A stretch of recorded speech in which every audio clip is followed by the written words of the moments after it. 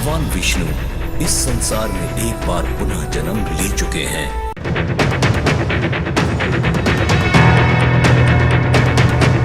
ये तो आप सभी जानते हैं कि हर युग में भगवान विष्णु अवतार लेते हैं। अब तक भगवान विष्णु 9 अवतार ले चुके हैं, जबकि उनका अंतिम और सबसे महत्वपूर्ण शक्तिशाली 10वां अवतार बाकी है, जिसे कल्कि अवतार कहा जाता है। कल्कि अवतार की बातें आज से कई हजार साल पहले ही शुरू हो गई थीं।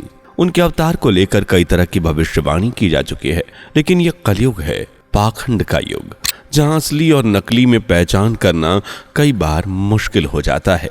ऐसे में साल 1964 में संत गुरुओं ने एक बैठक का आयोजन किया ताकि भगवान कल्कि के असली अवतार की पहचान हो सके और कोई पाखंडी मासूम लोगों को अपने पाखंड का शिकार न बनाए। तो क्या है भगवान कल्कि के असली अवतार की पहचान? कैसे पता चलेगा वो हमारे बीच हैं या नहीं? क्या निर्णय निकला संतों के इस सभा में, और क्या कहती है संतों की ये पुस्तक? भगवान कल्कि से जुड़ी वो 13 पहचान कौन कौन सी है, जानने के लिए वीडियो के आखिर तक बने रहें। दोस्तों, सनातन की वीडियो YouTube चैनल को आपके सपोर्ट की आवश्यकता है। हमें सब्सक्राइब किए बिना मत जाइएगा और वीडियो को लाइक भी जरूर कर दीजिएगा।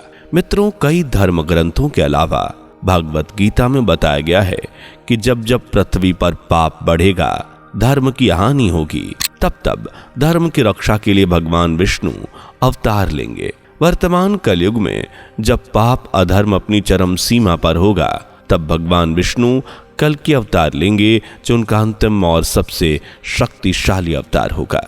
कल्कि अवतार में भगवान विष्णु अपने शक्तिशाली रूप में पापी मनुष्य का नाश कर धर्म और धर्म से जुड़े लोगों की रक्षा करेंगे। कल्कि पुराण और भगवत पुराण के अनुसार कल्कि का जन्म सतयुग के आरंभ और कलयुग के अंत के संधि काल में होगा।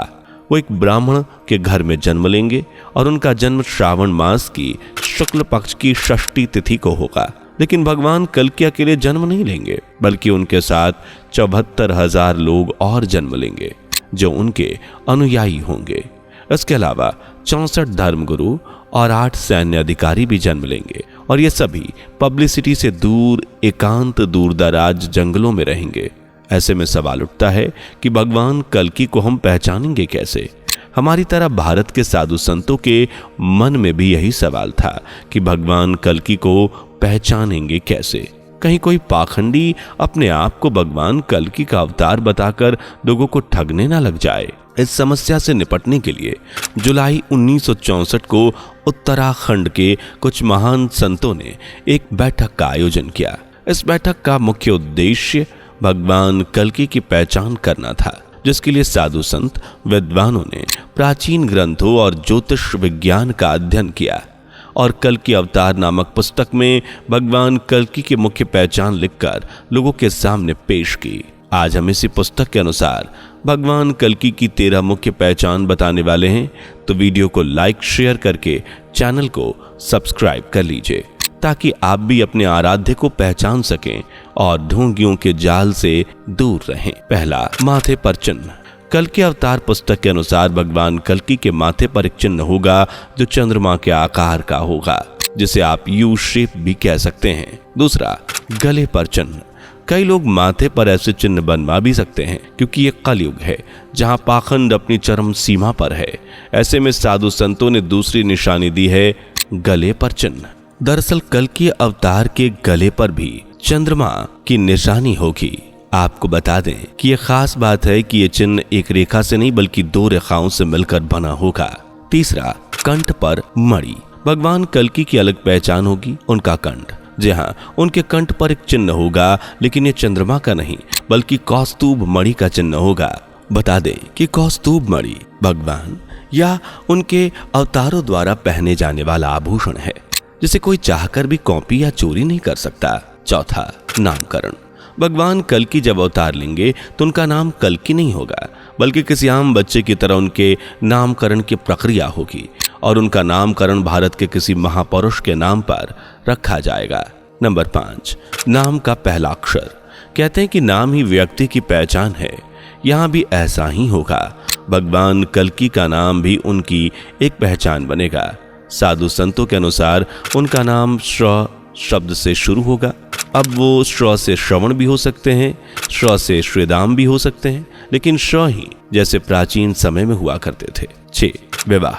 मित्रों, कल्कि पुराण में पढ़ा जाए तो उसमें भगवान कल्कि से जुड़ी कई बातें हमें जानने को मिलती हैं, और साधु संतों ने जो बात कही है वो भी इस ग्रंथ का परिणाम है। कल्कि अवतार और कल्कि पुराण के अनुसार भगवान कल्कि के 2 विवाह होंगे।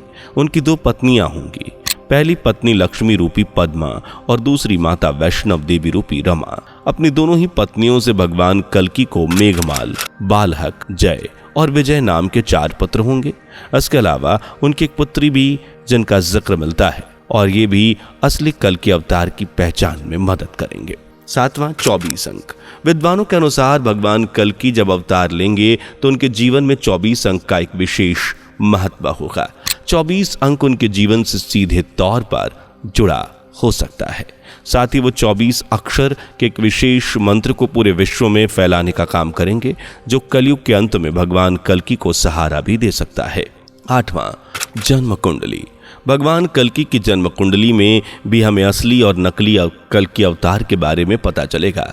साधु संतों के अनुसार भगवान कल्कि की कुंडली में लगन का स्वामी चंद्रमा, शुक्र और बुध से युक्त होगा। 9वां साहित्य की रचना। मित्रों, भगवान कल्कि द्वारा एक विशेष साहित्य की रचना की जाएगी जो कलयुगी मनुष्य के विचारों में बदलाव लाने का काम करेगा। उनके साहित्य को विचार क्रांति के लिए महत्वपूर्ण माना जाएगा।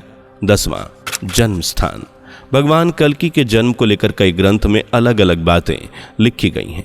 कोई तिथि अलग बताता है तो कोई स्थान, जैसे कुछ के अनुसार भगवान कल्कि ओडिशा के एक सीक्रेट स्थान पर जन्म लेंगे। हालांकि इस स्थान का नाम भी संभल ही होगा। जबकि कुछ के अनुसार भगवान कल्कि का जन्म उत्तर प्रदेश में होगा, जबकि कुछ उनका जन्म मध्य प्रदेश में भी बताते हैं। हालांकि इन सभी केसेस में एक चीज कॉमन है, और वो है संभल। कल्कि अवतार में भी साधु संतों ने संभल नगरी का जिक्र किया है। भगवान कल्कि संभल नामक नगर में जन्म लेंगे। 11 परिवार। भगवान कल्कि का जन्म एक साधारण से हिंदू परिवार में होना बताया गया है। धर्म ग्रंथों के अनुसार उनका बचपन काफी मुश्किलों से गुजरेगा, लेकिन वो सभी मुश्किलों को पार करते हुए ईश्वर का ध्यान करते हुए बड़े होंगे। जबकि कलयुग में पाप अपने चरम पर होगा, तब वे अपनी असली अवतार में आकर लोगों की रक्षा करेंगे। इस सब में उनका परिवार भी उनकी मदद करेगा। उनके पिता एक तपस्वी होंगे जिनका नाम विष्णु यशा होगा, जबकि माता का नाम होगा सुमति। इसके अलावा उनके भाई भी होंगे जिनके नाम सुमंत, प्राज्ञ और कवि बताए गए हैं। 12वां संगठन के स्वामी। भगवान कल्कि को एक बड़े संगठन का स्वामी बताया गया है। धरती पर रहते हुए वो इस संगठन को नेतृत्व देंगे और उनके संगठन की पहचान होगी पीला रंग। 13वां पीला रंग। सिर्फ संगठन ही नहीं बल्कि कल्कि के पूरे जीवन में पीले रंग का बड़ा ही महत्व देखने को मिलेगा। भगवान कल्कि वस्त्र भी पीले रंग के ही पहनेंगे और पीले रंग को ही ज्यादा महत्व देंगे। इन सब के अलावा भगवान कल्कि के पास अद्भुत शक्तियां होंगी। वो सर्वोच्च शक्तियों के मालिक होंगे। प्रकृति पर उनका कंट्रोल होगा और प्रकृति उनके अनुसार ही काम करेगी। उनके पास विशेष ज्ञान होगा जिससे वो पूरी दुनिया को हैरान कर देंगे। उनके ज्ञान के सामने खुद को भी सबसे ज्ञानी बताने वाले नतमस्तक हो जाएंगे। त्रेता युग में भगवान श्री राम विष्णु जी के 12 कलाओं, जबकि द्वापर में भगवान श्री कृष्ण 16 कलाओं के अवतार थे। और इस युग में कलयुग में भगवान कली विष्णु जी के 64 कलाओं के अवतार होंगे। इससे आप अंदाजा लगा सकते हैं कि वो कितने शक्तिशाली होंगे। इतना ही नहीं, भगवान कल्कि का जन्म भले हिंदू धर्म में होगा, लेकिन वो सभी धर्मों में पूजे जाएंगे। इस्लाम धर्म में उन्हें हजरत मोहम्मद के नाम से पूजा जाएगा, जबकि ईसाई धर्म में जीसस के नाम से, वहीं सिख धर्म में उन्हें गुरु नानक देव की तरह माना जाएगा। यानी भगवान कल्कि हर धर्म में पूजे जाएंगे। वैसे आपको क्या लगता है दोस्तों, क्या भगवान कल्कि के नाम पर कोई पाखंड कर पाएगा? कमेंट करके अपनी राय बताइए। वीडियो पसंद आई हो तो लाइक करके चैनल को सब्सक्राइब करें। मिलते हैं अगली वीडियो में, तब तक के लिए बाय बाय। दोस्तों, आपकी स्क्रीन पर 2 और वीडियोस दिख रही हैं, जिसे देखने के लिए स्क्रीन पर क्लिक करें। दोनों देखिएगा, बहुत अच्छी वीडियो बनी है।